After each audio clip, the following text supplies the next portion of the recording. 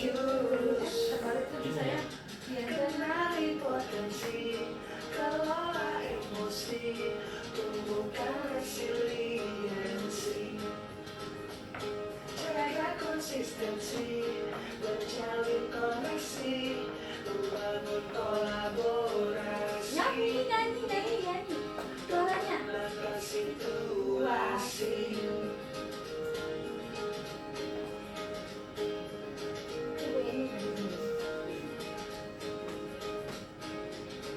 Sekolah aman dan nyaman, dan juga menggembirakan, tempat bertumbuh harapan. Bersama ayo kita wujudkan, mendidik dengan tulus, gunakan 7 jurus, kenali potensi, kelola emosi, tumbuhkan resiliensi, lagu habis. jaga konsistensi, dan jalin koneksi, membangun kolaborasi, Tapi lagu. dan menangkan situasi.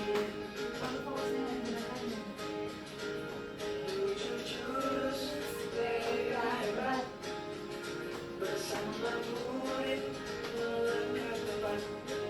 Kita ngapain? Jurus mereka hebat, Ada kayak kopi. jurus Mana kopinya tuh? Kopinya gitu loh. Yeay. Oke, terima kasih Bapak Ibu saran dulu. Oke, sebelum kita lanjut, yang pertama itu ada kenali potensi. Nah, di kenali potensi ini kita dapat mengukur nanti anak itu lebih mengarah kemana potensinya. Terus ini kita bisa nanti menggunakan kayak asesmen. Nah, di asesmennya ini kita bisa menggunakan aplikasi Aku Pintar, yang nanti situ kita bisa melakukan tes gaya belajar. Salah satunya, contohnya itu ada tes gaya belajar, itu ada 3 nanti pembagiannya, materinya. Ada audio, visual, dan kinestetik. Aduh, susah napas ya. Nah, nanti di situ kita bisa memberikan informasi kepada siswa mengenai gaya belajar anak-anak tersebut. Sekilas itu tentang kenali potensi, dan lebih tepatnya nanti kita praktiknya langsung ke anak, memberikan asesmen tes minat bakat. Dan di situ kita bisa untuk tahu presentasi di kelas itu dominan anak tersebut mengarah ke mana. Mengarah ke Bu. Itu apa Bu gajah? Ini. Iya Bu, gajah ada orangnya. Comel gajahnya. Nah, ini yang saya sebut tadi gaya belajar itu ada belajar visual. Nanti di sini ada strateginya juga, nanti Bapak Ibu bisa baca nanti di Mau dibacain. Saya auditori Bu, nggak visual. auditori, dan nanti terakhir itu kinestetik. Nah itu Bu, hari Bu, kinestetik Bu. Oke. Nah, nanti berdasarkan hasil tesnya nanti kita akan mengelompokkan anak-anak tersebut, dan nanti bisa nanti menjadi laporan juga kita untuk ke wali kelas. Terus kita lanjut ke jurus yang kedua. Ada yang tahu apa tadi jurus yang kedua? Pertamanya apa tadi? Potensi. Kelola emosi berarti yang Ya, dua. betul, kelola emosi. Ini lebih ke self awareness kita. Iya, self. Ya, lebih ke self. Jadi kita sendiri, berarti itu. Bagaimana kita tuh bisa mengontrol emosi kita. Nah, Bayar lambat Bu. nah di sini ada konsep pembelajaran self. Nah, mana nanti ini ada salah satu dari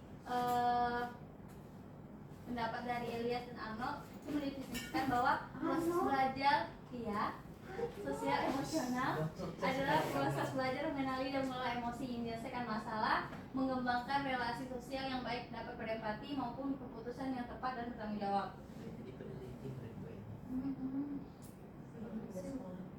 Ini adalah bagian-bagiannya yang saya sebut tadi, ada self awareness, menyadari diri, kemudian self manajemen mengolah diri, dan tersebut ada lagi mengambil keputusan yang bertanggung jawab, dan terampil berrelasi, dan itu yang terakhir adalah peduli sosial. Nah itu lebih ditekankan kepada kelola emosi. Emosi jiwa.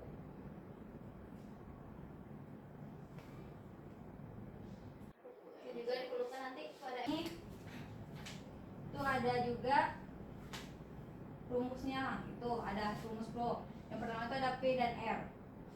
Nah, Apa Bu? PR. bukan seperti itu. PR apa Bu? Budin. Budil. Oke, D ya, bukan G. Nah, mana yang maksud dari rumus pro itu adalah P itu ada peristiwa, R itu ada reaksi, dan sama dengan O itu ada outputnya. Contohnya Bu? Ibu bisa lihat di buku aja. Ada Bu. Begini saya pinjam. Bu, maaf ya, bukunya terbatas. Itu nanti bisa dilihat ya. Nah, di satu lagi di sini, untuk mengendalikan emosi-emosi itu di dalam otak kita tuh ada otak neokortex, limbik, dan reptil.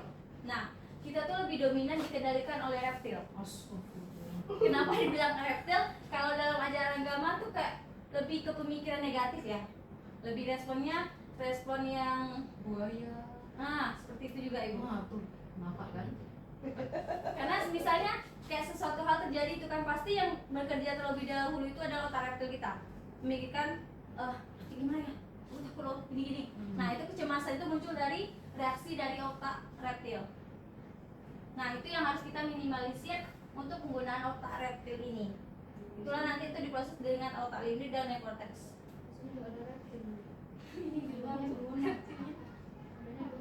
Nih, Bu. Nih, coba Budila baca yang ini. Gimana Bu? Jika otak reptil itu Bu? Nah, betul.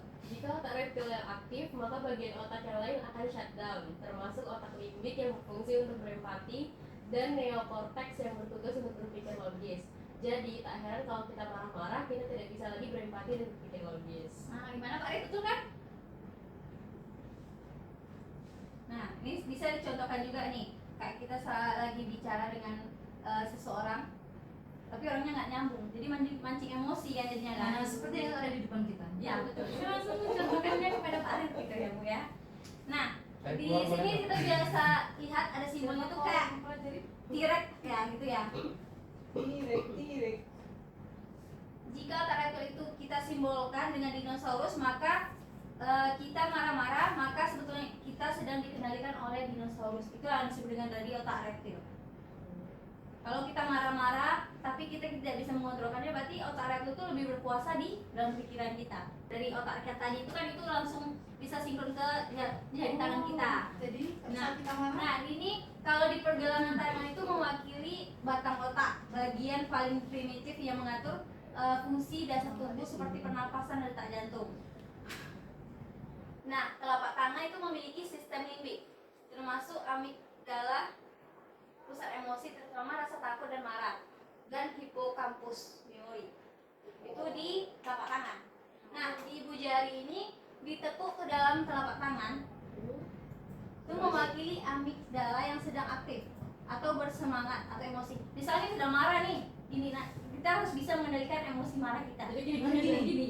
ibu suka apa Bu? Saya nggak kebayangin sultan ya. Jadi ibaratnya bisa dibilang kayak meredam amarah kita gitu loh kan. Jadi kalau lagi marah tuh sabar gitu loh. Lebih ke situ. Terus jari-jari melengkung menutupi ibu jari. Nah, kalau lagi marah tuh gini. Kan kalau marah kan gini kan. Nah, kalau kita tuh meredam kemarahan tuh kita menutup ibu jari kita. Jadi ibaratnya kita berusaha mengendalikan otak reptil, ibaratnya seperti itu. Ibaratnya ini dari Ini malah tumbuh pula orang. beda di gini jempol dulu kan. Ini turun tapi tolong. Jadi mewakili korteks prefrontal, bagian otak yang lebih maju dan bertanggung jawab atas pemikiran rasional, perencanaan, pengendalian impuls, empati dan regulasional emosi. Jadi kita lebih kayak backup ya, menahan emosi, menahan gitu loh. Nih. Nah, kita bisa lihat dari kita atau murid kita untuk mengendalikan emosi dengan menggunakan rumus tanya. Pertama itu terima, amati, nikmati, yakini, dan aksi. Itu adalah tanya. Terima. Terima itu kita terima apa dalam dalam. Terima jangan tolak emosi yang sedang kamu rasa gitu kan. Jadi terima. Semakin kita menolak itu kan semakin kita yang tersiksa itu. Terus amati bagaimana reaksi yang terjadi di dalam kepalamu, apakah dia marah, sedih, atau takut. Kan sebelum pas kita marah tuh pasti kan di dalam pikiran tuh amburadul ya pemikiran kita kan. Ada yang kamu gini loh masa gini, ada lagi kata-kata yang lain gitu. Semacam dihasut setan baik dan buruk gitu kan. Terus nikmati dengan duduk diam. Misalnya kita marah kalau lagi duduk, kita berdiri. Tuh, misalnya kita sedang berdiri tuh marah duduk, kan? Masih marah berduduk lagi gitu. Kalau dari ajaran agama. Ya. Yakini bahwa lebih hebat dan kuat daripada emosimu. Yakin kamu yang pegang kendali. Ibaratnya kamu yakin harus bisa mengendalikan emosi kamu sendiri. Gitu. Dan yang terakhir itu adalah aksi atau tindakan dari kita yang positif. Seperti itu. Kalau gitu biasanya saya balas ya. Saya yang diam. Nah, ini ada lagi rumus. Yang 3 rumus kita tuh adalah tumbuhkan resiliensi. Nah, tumbuhkan resiliensi itu adalah lebih ke meningkatkan. Nah, daya lenting atau resiliensi adalah kemampuan untuk bangkit kembali setelah menghadapi kesulitan, bukan sekedar tidak menyerah tetapi juga kemampuan untuk beradaptasi, belajar dan terus berkembang. Sebenarnya kita di situ ada permainannya. Seperti kita tuh membuat segitiga menara dari kertas. Mungkin nanti bisa ibu praktekkan, bapak ibu praktekkan kepada siswa terlebih nanti. Bagaimana sih anak itu fokus dan di situ menemukan daya lentingnya juga. Dalam membangun menara itu kan pasti nanti ada kendalanya, yang roboh, yang tidak sabaran, yang gimana gitu kan. Karena kan misalnya kita kasih games atau permainan menyusun menara dari kertas, pasti mikirnya gini, kok bisa sih bu? Gak bisa loh bu dari kertas. Tapi kalau dicoba, dipraktekkan itu bisa kan, dengan berbagai macam cara dari anak tersebut. Bisa, maksudnya ibu bisa, ibu, tolong bu. Kertasnya itu ibu akali, misalnya kan kita fasilitasi anak itu kertas atau dari buku pelajaran mereka masing-masing. Nah, kita kasih masing-masing kelompok itu misalnya jadi 6 kertas atau berapa kertas. Terserah nanti anak itu idenya mau seperti apa, mau mereka potong-potong kecil-kecil atau mereka bentuk segitiga langsung gitu. Tapi kalau bagusnya kalau ada fasilitas yang lain, bisa dari kartu. Kayak kartu remi, kartu uno, nah itu kan lebih efektif juga, lebih gampang juga dan terfasilitasi juga. Nah, di situ karena di layar lenting ini bagaimana kita merubah fixed mindset menjadi grow mindset.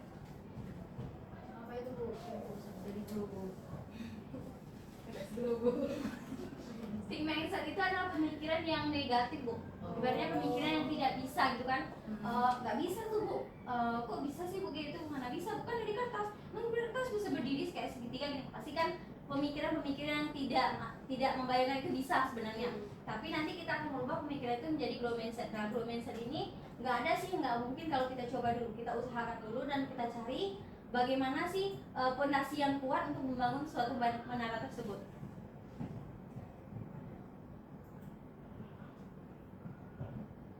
Dan juga nanti di sini kita juga bisa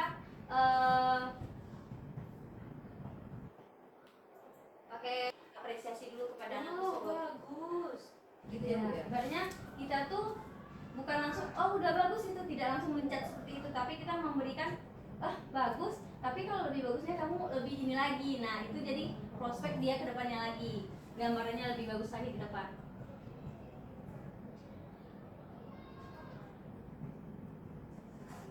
Ini yang saya sebut tadi, yang bedanya dukungan, encouragement dan pujian. Nah, jika suatu anak itu dipuji, dia sudah bisa menyelesaikan itu, wah kamu hebat, berarti anak itu mentok di situ aja. Tapi kalau kita kasih dukungan, pasti anak itu akan berusaha untuk lebih baik lagi ke depannya. Oh iya, kamu pasti bisa, kamu sudah bekerja keras, kamu lebih layak dapat prestasi ini. Beda dengan pujian. Kalau pujian mentok di kata-kata seperti itu, kalau dukungan itu memberikan dorongan kepada anak tersebut. Kenapa negatif? Karena ibaratnya yang seperti saya bilang tadi, anak itu akan mentok di situ aja dan tidak akan berproses untuk kedepannya lagi. Karena dia merasa, nah betul, dia udah merasa puas dengan apa yang dia dapat. Dimana nanti dalam yang tadi yang kita suruh anak tadi membangun menara tadi itu, nanti di situ anak tuh dapat membangkitkan semangatnya dan nanti akan berpikir gimana sih aku bisa bangun menara itu yang tinggi dengan fondasi yang kuat dan kokoh dan nggak bisa misalnya datang angin dia nggak roboh. Pasti dia akan memikirkan cara dan mempunyai ide lebih kreatif lagi. Gimana kalau kita buat menara dulu? Boleh? Kalau itu adalah jaga konsistensi ya. Nah di sini jaga konsistensi ini terlebih dulu kita lihat dari paksaan versus kesadaran. Kenapa itu dibahas? Karena ini menerapkan kebiasaan dengan paksaan seringkali menghasilkan kepatuhan eksternal jangka pendek. Kalau misalnya kita paksa anak tuh pasti anak tuh melakukan hal itu pada kegiatan itu aja, dan itu tidak akan berlanjut lagi. Nah beda kalau misalnya itu dengan kesadarannya masing-masing. Kalau dengan kesadaran itu akan jangka dengan panjang. Seperti itu pada dirinya sendiri. Kalau misalnya ada kesadarannya, dia akan berhenti merokok. Seperti Pak Arif kan, Pak Arif sekarang kan udah berhenti merokok tuh karena udah ada kesadarannya. Masa sih Bu? Semangat lari. Dan dia Pak Arif tuh mencari kayak menyibukkan diri dengan kegiatan lain gitu. Misalnya kayak dia melakukan aktivitas lain kayak ngopi atau kesenangan, kebanggaan, keingintahuan, dan manfaat serta tantangan itu challenge.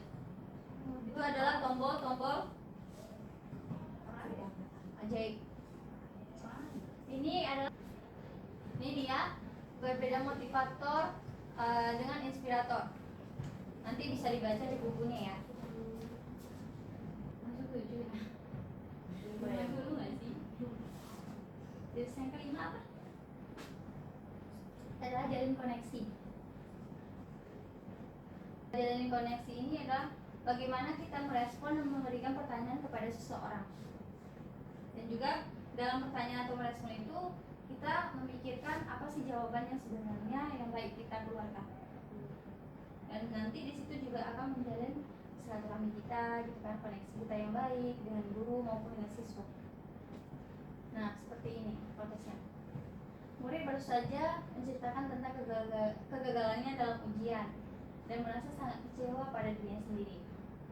Jadi apa sih yang akan kita berikan kepada anak tersebut? Respon kita gimana?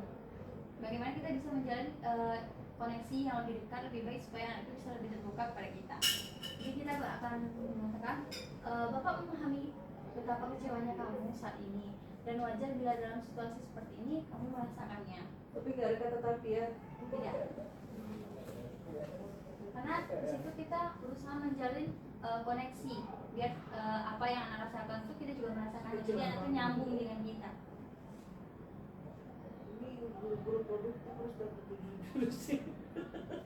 Terus kita juga bisa membuat pertanyaan yang memberikan kesadaran kepada murid tentang pikirannya, perasaannya, dan pengalaman yang terjadi pada dirinya.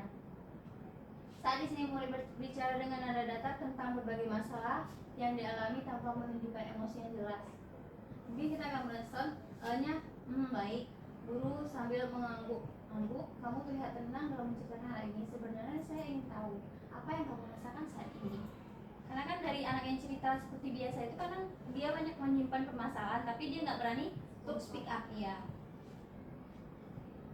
Itu yang kita berikan itu adalah memberikan dorongan dengan ungkapan pendek yang menunjukkan guru memperhatikan murid itu dan ia dapat melanjutkan pembicaraannya tersebut. Guru tidak hanya mengulang kata-kata bingung, tetapi juga menangkap emosi yang tersirat seperti tertekan dan frustasi, serta menghubungkan dengan pengalaman murid yang merasa tidak dipahami. Itu ada barcode-nya, silakan kalau Pak Ibu mau scan barcode-nya. Muncul apa dia? Coba lagi. Surprise ya, Bu? Iya, kayaknya ada dia itu deh. Mobil. Itu ada contoh untuk guru BK dan membedah lagi. Tindakan yang dilakukan itu ucapan yang dikatakan. Nah, motif di balik tindakan yang tidak kelihatan adalah keinginannya keperluannya apa, kebutuhannya neednya apa, dan gestur tubuh dan raut mukanya seperti apa.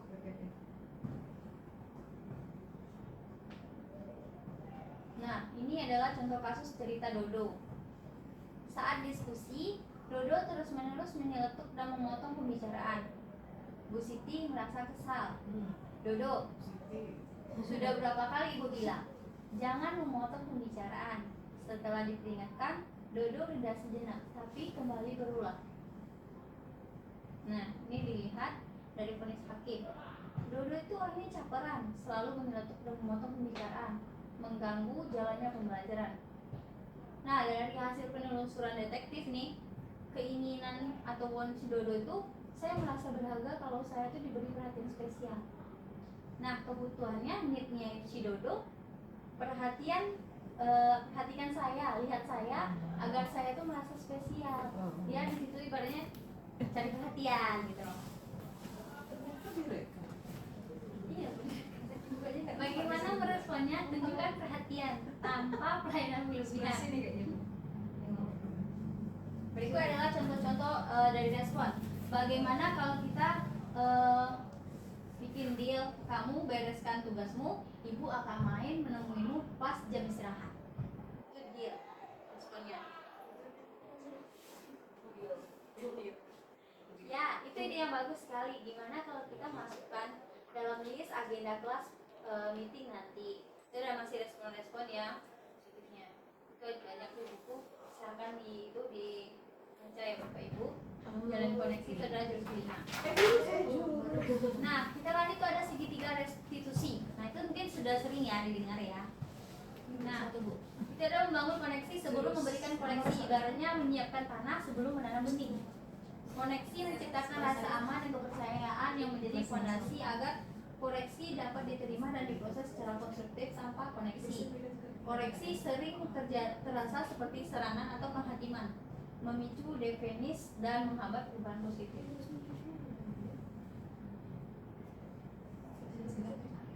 Nih adalah restitusi, segitiga restitusi. Yang pertama itu menstabilkan identitas. Yang kedua, validasi tindakan yang salah. Yang ketiga itu menanyakan keyakinannya. Itu adalah segitiga restitusi.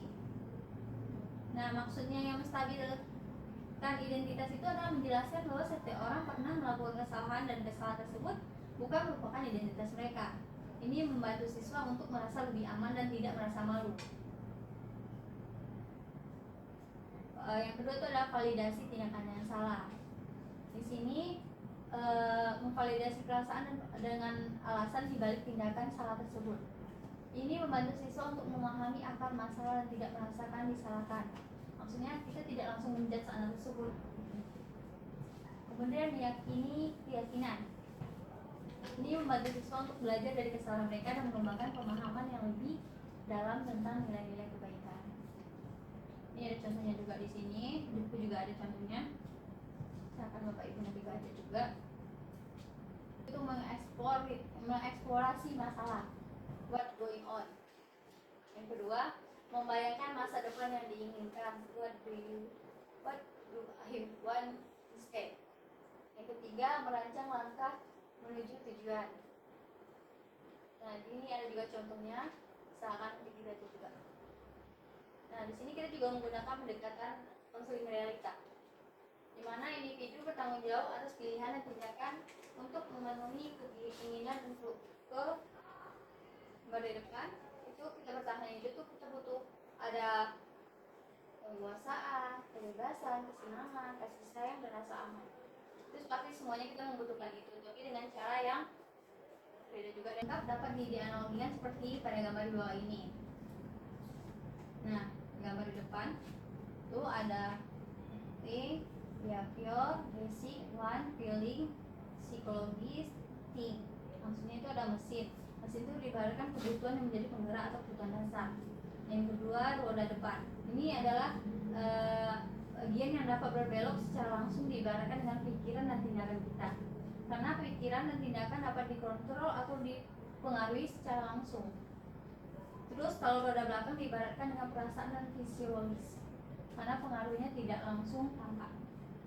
Kegiatan ini tuh bertujuan menghubungkan individu dengan orang lain untuk memenuhi kebutuhan dasarnya, bertahan, cinta, dan memiliki kekuasaan dan prestasi, kebebasan dan kesenangan. Nah, UAN ini dalam tahap ini guru BK mengidentifikasi keinginan, kebutuhan, dan persepsi konseli serta komitmennya dalam memperoleh keinginan yang diidam-idamkannya itu. Pada tahap ini guru BK dapat mengajukan pertanyaan seperti apa yang kamu inginkan? Apa yang sebenarnya kamu harapkan? Itu untuk bagian one. Kemudian di doing dan direction itu guru BK lebih mengarahkan konseling dalam mencapai tujuannya untuk memenuhi kebutuhan dasar yang diharapkannya. Apa yang kamu telah lakukan selama ini? Jika kamu terus-menerus melakukan apa yang kamu lakukan sekarang, kira-kira akan mengarah seperti apa dirimu? Nah, kita evaluasi. Nah, di evaluasi ini, apakah yang kamu lakukan akhir-akhir ini dapat membantumu mendukung tercapainya keinginan atau kebutuhan yang kamu inginkan? Jadi kita lebih bertanya kepada anak tersebut, apa sih yang udah kamu lakukan? Selanjutnya itu ada planning. Nah, di planning ini, apa yang kamu rencanakan agar dirimu dapat memenuhi keinginanmu tanpa merugikan dirimu sendiri maupun orang lain? Di masing-masing slide itu nanti ada barcode-nya juga yang lebih mengarah nanti contoh kepada materi-materi atau pendekatan konseling realita. Ini adalah teknik spesifik pendekatan konseling realita, metafora, reframing, konfrontasi, pengembangan keterampilan. Oke, mungkin sekilas itu bagian yang tentang jurus yang kelima. Tinggal 7 lagi. Oke, next. Berfungsi untuk mendukung perubahan sistematik yang memastikan kesetaraan antara akses pendidikan yang berkualitas bagi setiap murid. Kolaborasi ini juga berperan dalam menutup kesenjangan pencapaian dan kesempatan antar murid. Nah, melalui kolaborasi ini guru dan guru BK itu menginterpretasi sumber daya dan keahlian dari berbagai pemangku kepentingan, seperti menciptakan lingkungan yang mendukung perkembangan murid secara holistik baik dalam aspek akademik, sosial maupun emosional. BK dan guru kelas. Di sini ada peran utama, kebutuhan kolaborasi dan sumber kerjasama. Tujuan dan tantangan juga ada. Itu masing-masing sudah diklasifikasikan atau dikelompokkan.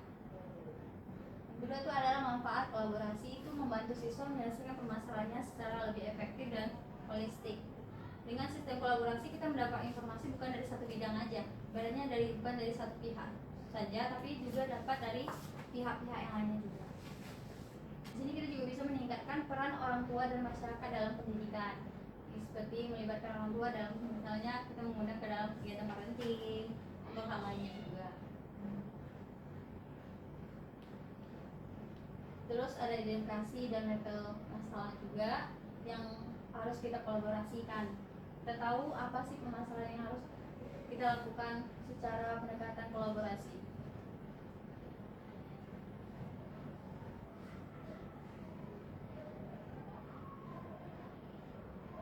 Ini adalah bagian-bagiannya.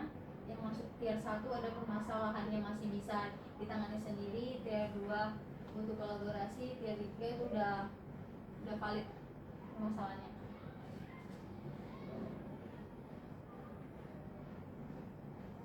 Di sini banyak ada juga faktornya, dan kolaborasi membantu memahami masalah murid dengan lebih baik. Ini adalah merupakan daftar cek indikator masalah yang perlu diselesaikan dengan kolaborasi dengan pihak terkait.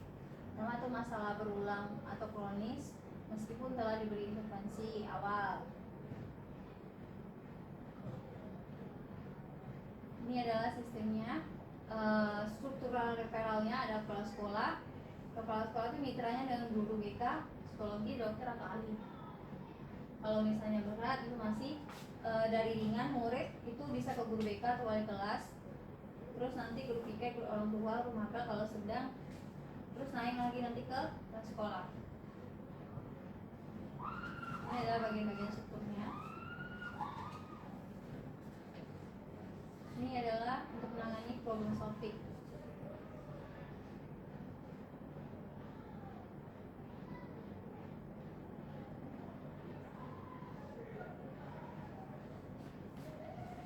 ada pembahasan mengenai pelibatan dengan orang tua, apa aja permasalahannya dan problem solving juga. Nah, ini salah satunya bentuk-bentuk keterlibatan orang tua di sekolah sebagai berikut: ada pertemuan dengan orang tua, mengikuti kelas orang tua, inspiratif, membantu pengelolaan perpustakaan dan lain-lain juga. Oke, itu mungkin informasi sekitar tentang kolaborasi. Lanjut, yang terakhir kita lebih ke jurus yang ketujuh, itu menata situasi.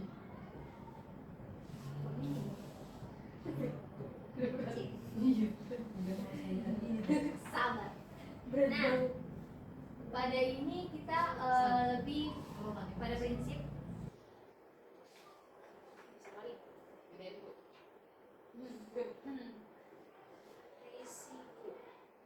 prinsip mengurangi risiko dalam menata situasi ya, melihat situasi. Ini ada soalnya nggak? Itu kita download itu.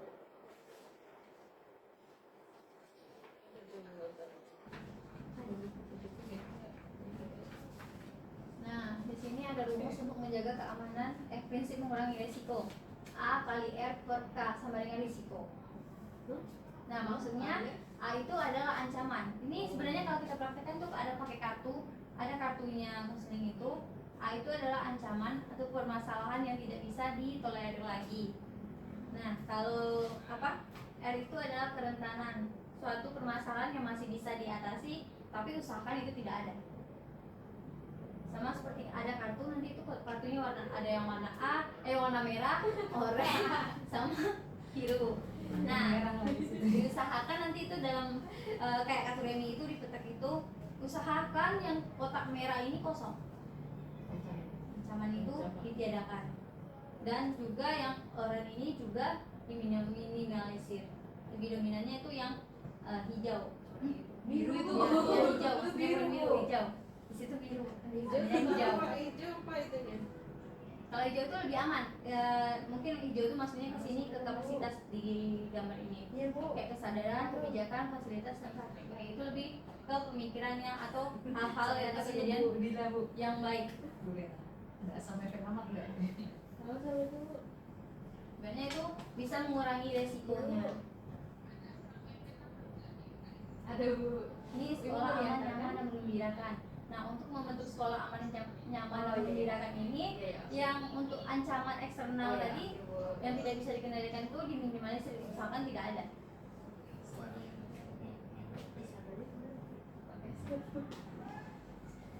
Ini aspek pendidikan yang aman itu apa? Aman dari kekerasan, aman dari bencana, aman dari ranah online. Kalau nyaman itu adalah nyaman relasi sosial, lingkungannya yang nyaman, sarana prasarana seperti kayak playground. Dan juga mengembirakan itu adalah gembira belajar, gembira minat dan bakat. Nah, mungkin di bukunya itu ada keterangannya lebih lanjut tentang indikator dan sistem yang bisa dibangun. UKS itu di Humas Lama, Bu. Ibu di mana? Posisinya? Iya, Bu. Ini lanjut ada berpikir sistem atau sistem thinking. Sebenarnya di YouTube juga ada, kalau mau diakses langsung boleh. Nah, di sini diceritakan pada video ini kita belajar dampak dari sebuah solusi instan yang tidak mempertimbangkan interkoneksi sesuatu sistem yang kompleks. Dan terus selanjutnya itu ada 5 unsur berpikir sistem. Yang pertama, resource, roles, relation, rules, dan result. Pertama itu adalah sumber daya, bahan, kapasitas, kemampuan daya. Yang roles itu adalah peradaan fungsi. Relasi itu adalah hubungan antar peran, kerjasama, koordinasi, dan komunikasi. Rules adalah aturan atau kebijakan, budaya, dan norma. Result adalah hasil atau dampaknya.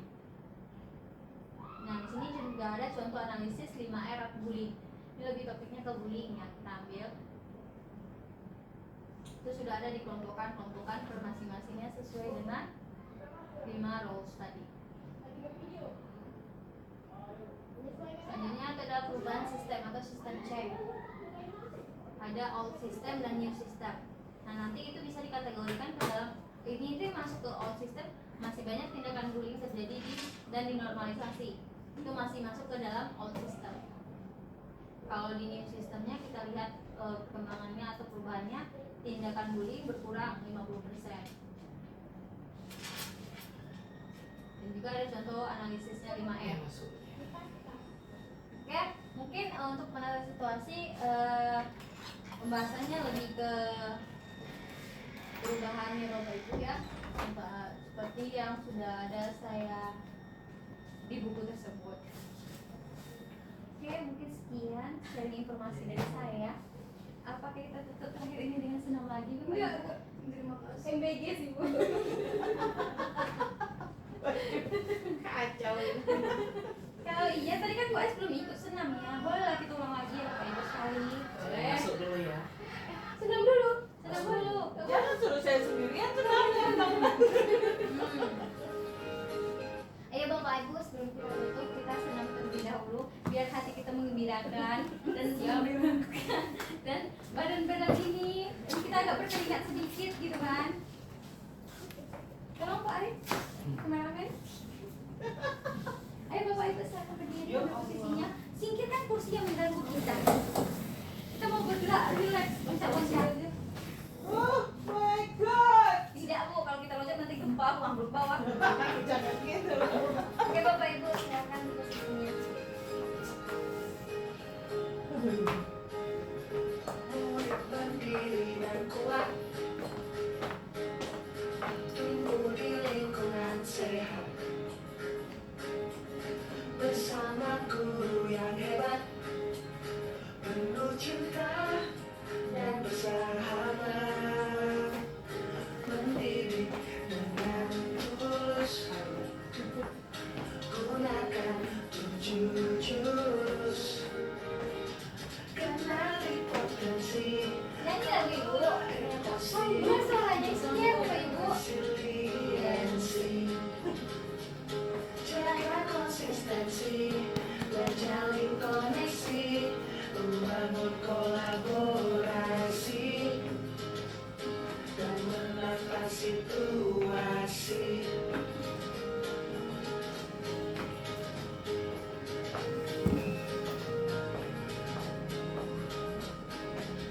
Sekolah aman dan nyaman, dan juga menggembirakan,